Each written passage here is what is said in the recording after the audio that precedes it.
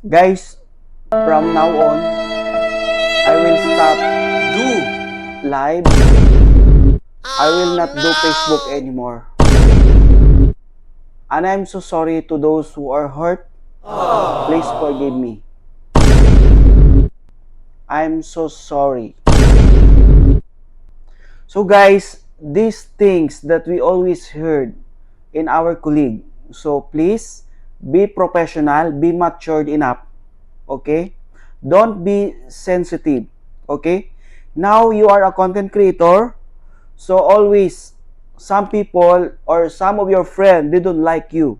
But you need to be strong. Don't be sensitive. Now as a content creator, you are facing like this situation.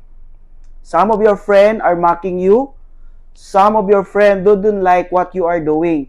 Or either some of the other people that they know you, they don't like what you are doing. Some people also like what you are doing and they are your followers, organic followers. But listen, don't post anything on social media that later on you will do it. For example, you are telling that you will not do live again. And whatever happened in your life, like you are heartbroken, you are busted, you are angry with your colleague, you are fighting with the other people, and you posted in your social media, guys, never do it like this.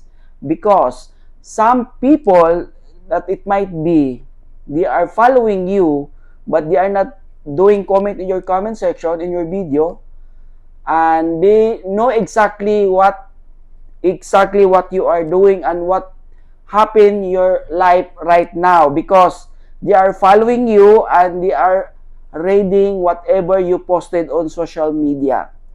No, you need to be careful, because now you are influencer.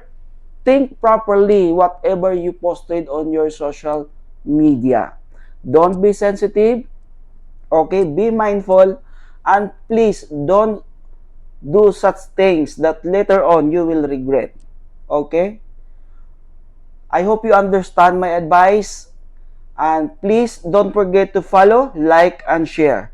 This is advice is for everybody and to those who are new started to do content or new started do blog here in Facebook. Thank you so much and have a nice day.